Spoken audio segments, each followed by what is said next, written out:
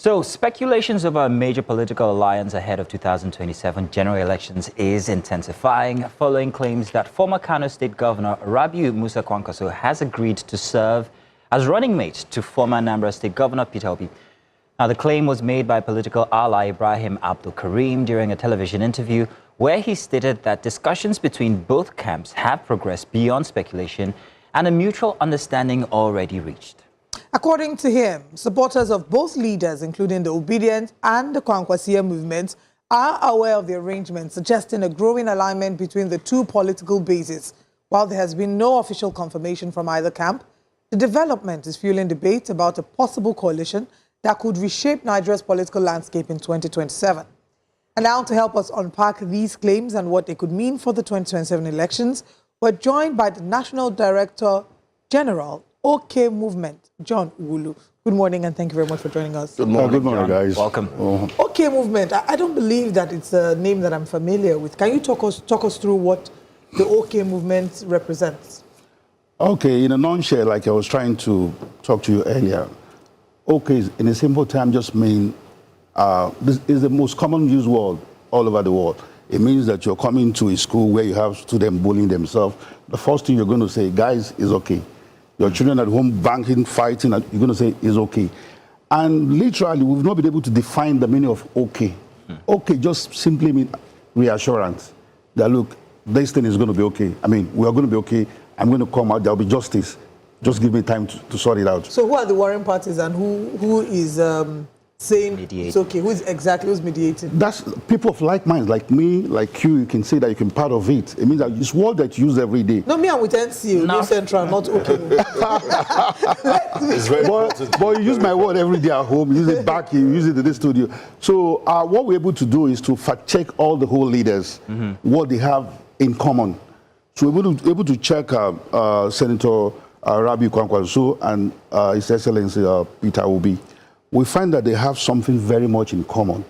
Even the movement is organic from Obedience. The movement of Kwankwaso movement is very organic. And we see that both the leaders have one thing in common, which is education. If you look at the history of Peter Obi, you can fact check that. All he talks about is how to get people back to school, how to bring human capital development in human being in Nigeria as a whole. Likewise, Senator Rabiu Kwankwaso, the same thing he preached about is bringing out of school kids back to school. So that baseline that we're able to draw, that Peter Obi have this in common, Senator Rabiu Kwankwaso have this in common, both of them were able to align together and say, okay, this is why we said Nigeria will be okay with these two leaders. But don't you think, I mean, a cross-section of Nigerians think you're jumping the gun? That is very futuristic, and like we said in the beginning, that it's still speculations, because the ADC, party which they belong to, hasn't even conducted primaries, and there are other heavyweights that are interested in the #1 seat in the land. So they would say, you're not moving ahead of yourself. And I mean, Mr. Senator Kwankwaso, in his own rights too, is a heavyweight, is contested for the presidency of this country. Why would he agree to be a vice president to Peter Obi and all of that? Okay, how would you I understand what you're saying. At this stage, we've not been we've not come out to tell Nigeria the ticket is for Peter Obi and Rabiu Kwankwaso, or Peter Obi is the president to be, or Rabiu Kwankwaso is vice president. It's just an agreement between what we're saying is that these two leaders, every leader in it, are all working together to producing the better choice for Nigeria. Okay. And we are saying that with this OK movement, we'll be able to like check run the look, this is what the leader has got in stock, this is what this one has got. It doesn't really mean that the other leaders are not contributing or are not good enough. That's not what we're saying. What we are saying is that this is what Nigeria needs at this time of this hailing moment. Nigeria is in a bad shape. You can all say that. And what we are saying is that we've checked what these people have done in the past. And for you to define, leaders are not born, leaders are made. That's what we need to understand. And these two leaders have been able to bring themselves out to Nigeria. Look, I've been able to build myself, and this is what I have to offer. And that is what we are bringing out. Well, Mr. Wulu, can I jump in here and say, first of all, okay, I also identify that it's Obi and Kwankwaso. Okay, so that's great anagramization. Yeah. But apart from that, let's talk about the ideologies that are driving these two individuals, and whether these ideologies also permeate into the grassroots as they begin to mix these ideologies together. You have the North, West, and then the South, East at this point coming together, which from before would have had very different ideologies. You only just spoke about education being the one thing that actually brings them together. Apart from that, I don't want to use the word tribal. I'll use the word traditional differences or dynamics that also are within these political blocks, concepts or blocks. When coalitions happen, people always think in terms of numbers. Numbers in the sense that, oh, when it comes to elections, we're going to have these people and these people come together, boom. But they forget to identify the fact that ideologies differ when it comes to the grassroots, the individuals. That ideology is the reason why I follow a person. Correct. But if you start to tamper with that ideology, then you're losing people. Has that consideration been made? Yeah, like I said earlier, Kwankwaso movement is an organic movement. Obedience is an organic movement. And something would pull, in organic movement, something will pull you there. Regardless of your race, your tradition, your culture, ethnicity, it doesn't matter this time around. You believe in this person, that this person can deliver that which you want. This person is giving you that hope that you want. They are showing that the hope that Nigeria is going to get to this point from A to B. These are the two things that drags us. But you would have to make compromises here and there when it comes to the ideology. Of course, once these ideologies change, you lose the grassroots. Correct. And I'm telling you that because you have this same ideology, which I have, change is constant, we understand. But if the change is tilting towards what I want, what you want, I mean, the game's on. I see no reason of losing my followers. Do you get what I'm saying now? So is it really a thing of you genuinely believing that the Obedience and the Kwankwaso movement are both organic movements, or you think it will make it will make better political sense because the Obedience movement is a force on its own, the Kwankwaso movement is a force on its own that also brings the Northern Bloc and that influence that Kwankwaso, has to offer in the North. Is it more of a political alliance than it is just the fact that it's an organic movement? Sometime last month I had Hussein Rufai was saying some news, whatever, was saying it's coming too late, that if this has happened in 2023, it simply still means that the ideology in between these two leaders, you can't argue it. And for us that are there, we are not even talking about the block vote, or yes, it counts, it matters, the numbers. But what we are saying is that the Kwankwaso movement, if you speak to a Kwankwaso person, the same way he carries that narrative of His Excellency Peter Obi and that of Senator Rabiu Kwankwaso, is the same way we speak about Senator Rabiu Kwankwaso and Obi.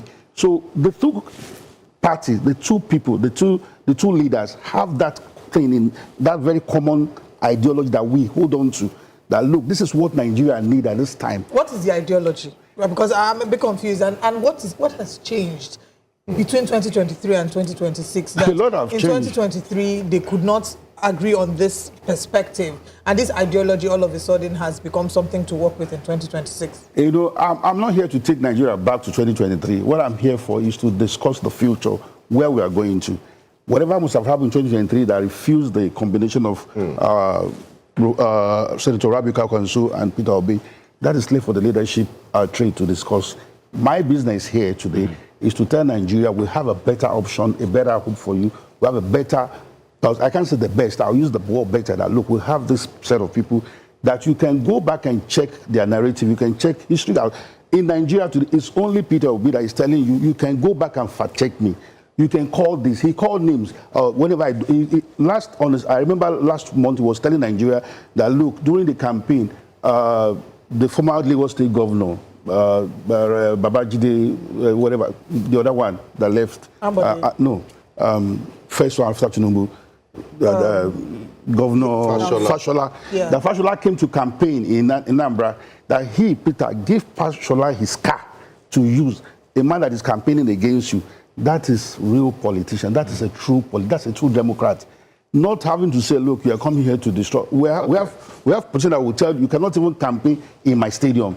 Let you know coming to use my car. Yeah, we heard plenty of that. But let's now come to the reality of what the ADCs today. They're heavyweights that feel they have the right to aspire for the presidential ticket. And Alhaji Atiku Abubakar is one big name. Correct. He does have a large following.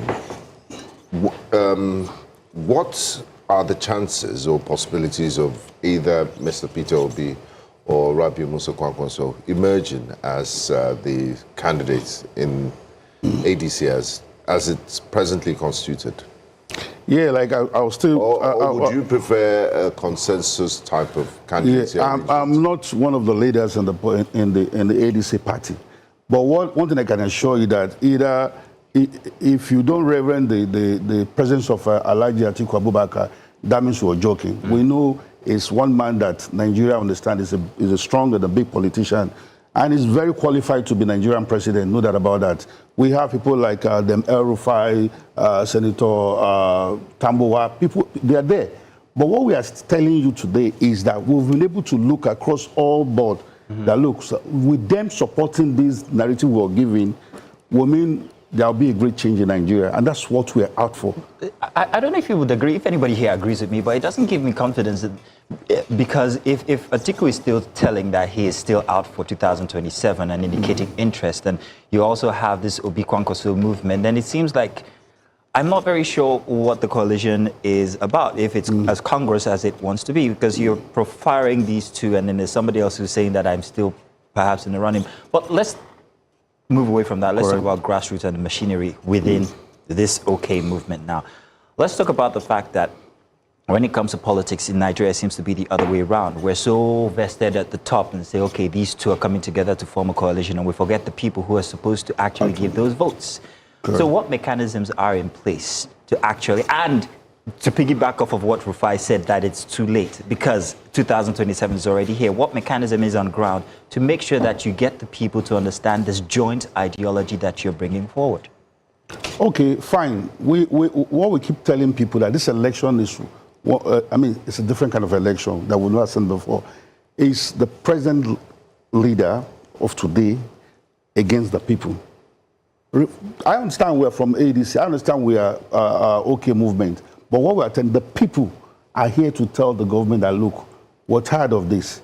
We can't have it. You can't keep, I guess you drove down to this place, so you could have taken the bus, I don't know. But I stopped by to buy gas. You know, I mistakenly, I told the guy 15,000, he thought 50,000. He went and do 50,000. And here, I can't transfer 50,000. I told him I only got 17,000 in my account. So I got to call somebody to, like, pay the money for me. And within 2-3 minutes, 50,000, it tells you that less than 27 liters, 28 liters of fuel. So it tells you where we are going to. And I can tell you, as a consultant of oil and gas, I can tell you that you're still going to buy that for 2,000 naira very soon. So there is no future. But what's the mechanism on ground for the people and the grassroots to understand what the movement is about, so to buy into that ideology? Because that's the biggest part in politics here. That's where the numbers come, not the identity of the people. No. Our core values are very simple. It's integrity, human capital, human relationship, equity, fairness, justice. That is what we stand for, and unity. And when you're able to bring that to the people, that look, regardless of who you are, whatever must have happened is okay now. We're here to tell you that these two forces... May I double down once again? Correct. What is the mechanism? How do you intend for people to buy in to this new ideology? Yeah, I mean, just to add to what you said, or to maybe expand it a bit further, is the fact that it's one thing for politicians and organizations to come out and say, this is our ideology, this is what we are looking to achieve. But how do you get it is numbers. How do you translate those to numbers at least? How do you reach those in the grassroots? Do you have people around the country in the local communities? It will shock you to know that while we launched this OK movement on the Twitter space, within 2 hours, we're able to clock more than 6,000. You can fact check. We're able to take 6,000 followers just on that. It will shock you to understand that in the whole region, that is from the world level, down to the local government, state, federal, we've been able to clock over 38,000 leaders we're building. I'm not saying followers, I'm talking of leadership. And that's the major problem I said that we have in Nigeria. We believe that God is going to send us a leader that will take us from this quagmire. But we are saying that leaders are made, they are not born. So what we're able to do, first of all, is to create 32,000 leaders in various wards, local government, to bring them on board, to give them training, to say this is where we are going to. So if you have 32, you said 32,000, you can fact So check. how many followers do you have? I'm just talking of leadership alone. You can imagine, last in obedience, I can tell you the election. I was the DG Lagos State. I can tell you that our vote, it's gone to the court. Our vote was more than 11 million votes. But that has not been proven because at the end of the day, this is what the court says. Okay. But we know that the people, if you ask an average Nigerian on the street, in the last election, what do you think, who won? They will tell you it's Labour Party then. They will tell it to you, and you know, except you're not being convinced. I'm only going with what the official record is saying. So, but what I'm asking is, you say you have 32,000 leaders for the OK movement. Yeah. Right? I'm going to translate into voting. Exactly. So that's the question. How are you translating this into real votes? How are you translating this if Obi and Kwankwaso become the official? Because the truth is, we might be jumping ahead of ourselves. Yeah, there's nothing to categorically clearly tell us that Obi and Kwankwaso will emerge as the party flag bearers for the ADC. Alhaji Atiku Abubakar, last I checked, has not shelved his ambition. No. Beautiful. Ambition are meant to carry on. I mean, it's allowed. Exactly. So how do you intend to, bring all these factors together? Maybe unite so is the OK movement, I know there's the obedience movement and there's the Kwankwaso movement. Yeah. Are you all working in collaboration, or are you working in silos? No, is the chain of command now a single chain of command? Correct. That's why I'm saying that because we have a single ideology, so it's a lot easier for us to work together, that this is the way. We've looked back, this is where we made error. Are you sure it's an ideology or a single mission to replace I've President just told you that Tinubu? You cannot make people together with different ideology. It's not going to be possible, most especially if the ethnicities are different. But if they have a single ideology, mean that, look, this is where I'm going to. The route that we should take to that, it doesn't matter. All right, let's pause on that. We need to go on a very quick break. When we come back from the break, the conversations continue with the National Director General of the OK movement regarding the alleged teaming of Kwankwaso and Peter Obi. We'll be right back.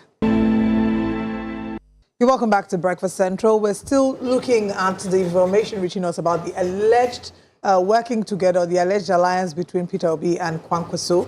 And as a result of this, we're speaking with the National Director General of the OK movement, John Ugulu. Thank you very much for joining us. All right, before we went on that break, we're talking about something, and you said you kept speaking on ideology. But critics of the OK movement would argue that, as opposed to there being an ideology, that your singular agenda is get President Tinubu out of power, as opposed to a concrete ideology. How do you respond to that?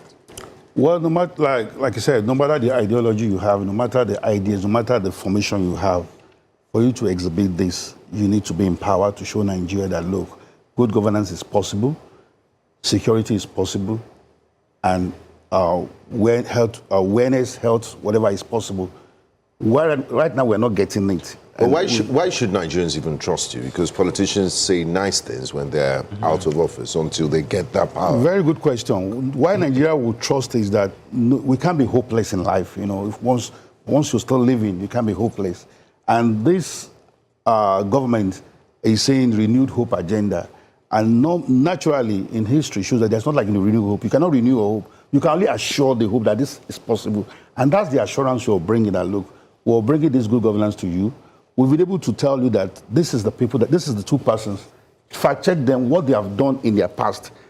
Based on that, you can agree with me to say, if Obi has got anything skeleton hidden, anything that you can rubbish him, I'm very sure that Daniel Buala would have come outside and say it. I'm very sure that Eren Omokri would have come out and blow it on air. But they found nothing. And this man kept walking on the street of Lagos, telling you, the street of Nigeria, telling you that, look, I've done this before and I can do it again. He's the only person that has been preaching that, look, Nigeria should be a producing country. Keep saying that this is the only way we can grow. But this government is telling you Nigeria can only borrow. We can only borrow in and use to sustain. And borrowing will not sustain us. And that's where we are today. So you are assured hope coming to kick out renewed hope. That's in the midst of all this, hope is not a strategy. But in the midst of all of this, can I just note one thing here? And I keep going back to grassroots because I believe that grassroots is actually where the power holds, where the power is. Let's take a look at 2023 and the obedient movement and how it went forward. People will argue that it was very, very big on social media. and that was what pushed it. The youth, that's where they live, stay, pray, eat, and everything. Everything. Now you have the Kwankwaso movement, which could be considered a bit strong when it comes to grassroots. Northern politics is often so. But the question now is how you're going to align those two dynamics. If the obedient movement didn't work in 2023 because of the concept behind it being a movement on social media, what is being done to make sure that that doesn't reoccur again in 2027? How are you going to move that from online to actual advocacy? What are you going to do? I keep talking about mechanisms because there's a certain lack of it when it comes to Nigerian politics. People keep talking about this online of, say, 4 people tweeting, whatever in the room. But that is a wrong perspective, you know. My vote came in as a Lagos State DG. Where I got my votes was even from the grassroots. I can tell you from the whole 20 local government where the chunk of vote came out from. Well, I don't think I was done with the concept I was building. Now, this online concept, however strong or not strong you call it, you might think of it, is something that you'd see in the South, what's it called, Southeast mostly, and the South-South. South-South. When it comes to the North, it's a very different ball game. They're not strong online. So how are you going to align these two very different dynamics when it comes to the mechanism with which they work that backs the movements or the identities, whether it's Kwankwaso with stronger grassroots or whether it's Obi with stronger online? And that's the thing you should understand. In football game, you have the strikers, you have the defense. You can have an attacker to say all you need to do is to score. While you're scoring, you got to defend, right? So in this same grassroots you're talking about, the strength they are bringing in, the Kwankwaso movement, we've seen that they're organic. What brings us together first is that both movement are organic. They're not just people that comes on this online with rhetoric to say we're treating. They are organic. They believe. It will shock you that a market woman they sell on the street of Lagos market, they're obedient. They'll tell you I'm obedient because they like the fact that we can still find this kind of human being in Nigeria. We can still find this kind of people that really want a positive change for Nigeria. Likewise in the northern part too. If you go there, hardly will you find any house in the northern part, mostly Kanu, Jigawa and Katsina, that you will not find the logo of the Kwankwaso. You can see from, if you look at the screen, look at this is what's called organic movement. These are not movement you paid for. They are people that genuinely believe that with these people, with these 2 parts, Nigeria can change. Nigeria can be transformed from where we are, from the suffering we are going through today. And to tell you what, Obi is someone that has the passion for these same people we are talking about, the locals, the grassroots. That is the kind of person he is. I want to push back on that. You know, you had talked about how almost in every house in the north that you will see a symbol of the Kwankwaso movement. Alhaji Atiku Abubakar doesn't seem to agree with you. He believes that he pulls in more influence than Tambowal, than Rabiu Kwankwaso. He, of course, would make reference to the fact that there seems to be an alleged split between Kwankwaso and Ganduje, and that may have divided the influence that Kwankwaso wields and that he wields more influence. How do you respond to this? Okay, for us, we'll do our teamwork. We believe in data analysis. We don't just talk based on what anybody says. Anybody can tell you, look, somebody, I have a friend, Showore, you know Showore very well. He can come on there that is one of the most popular person in Nigeria based on his citizens, as an activist, whatever. But if you walk through the street of Kanu today, the street of Katsina, if you begin to question 5, 6 people that, put the bar there, I can tell you, these are data that we've been able to carry out, statistics we're able to do and get a positive result. That look, Kwankwaso is a force. It's a big force in the northern part of Nigeria, whether you like it or not. No, but we're not disagreeing with that. I'm not here to defend what Alhaji Atiku Abubakar said. I said earlier on, he's a good politician. He's fit enough to become president. At his age, otherwise, we would have said, okay, we want someone like him. But Nigeria is running for somebody that is of lower age today, that have that mental capability, that have that strength. Now, let's come back to today's Nigeria, looking at the way things are. What is your offering, and what should be, what's priority policies for the OK movement? What we are offering the people on us? No, what issues should be priority, looking at the current country? State of things. Yeah. Like I said, first thing that we'll know for now that is hitting Nigeria is security. Security is a core problem that we all need to tackle onset. And Peter Obi has said that, look, I would declare Nigerian security a state of emergency. That means onset, as I'm going to the office, what I want to do now is to sort out once and for all this security issue. I remember very well, Senator Rabiu Kwankwaso was one-time defense minister. And if you go back to his era, you can fact-check that again. The kind of security threat we have in Nigeria was at its lowest level as to what we have today. And that alone tells you that a man of that capacity can improve Nigerian security, which is one of the biggest issues that is affecting all the whole change downward. The security problems that we have today, the government of today have not been able to resolve it. They don't have an idea. They don't have a clue to resolving it. All we hear today, I was watching one of the clip that our president went to Jos at the airport to meet the victim. At the airport, telling them I've got only 10 minutes. In 10 minutes time, there will be no electricity. And that's not true. The law says when the president is, if Bola Ahmed is flying here, President Bola Tinubu is flying here today to stay in this street, there must be power 247, like there must be communication set up for him. Okay. I think my final question would be regarding what happens if we don't see an Obi Kwankwaso leadership in the ADC. If they do not get the presidential ticket, if they do not become the flag bearers for the ADC. We've seen Alhaji Atiku Abubakar say if there's a consensus candidate, he's willing to step aside.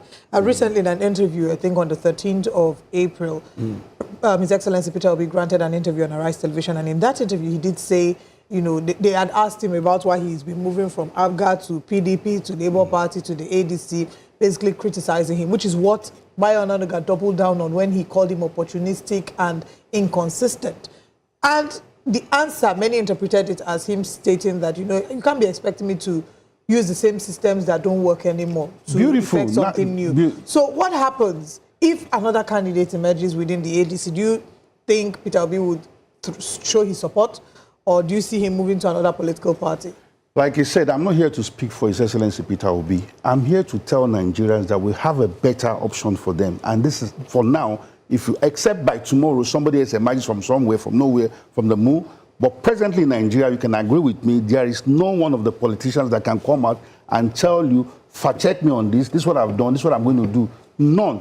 And every Nigerian understand that, look, for a man that has come out to tell you, I've been able to do this while I was a governor, I was able to do A, B plus C, and Senator Rabiu Kwankwaso have done the same too. No governor in Nigerian history, except Peter Obi and the late President Dua, that have left money in the coffers of the states while they are living. That's enough for you to understand that the whole people we have today here are just jokers. What we are telling Nigeria, we have a better option for you that will change the narrative, that will change the problem we have facing today. Like I'm telling you, both of us here all understand what we're going through, except otherwise. We all know what the economy is telling us today. I mean, you know, I know, he buys for it. He flies in from abroad every morning. Can you see what I'm talking about? so I was hoping real quick how to address the issue with coalitions managing diversity. These two personalities are very different. But we're out of time, unfortunately. But that was a very big question. We'll have time for that some other time. Some other time, yes. Thank you very much. Thank you for having me. And all I the rest appreciate of the OK movement.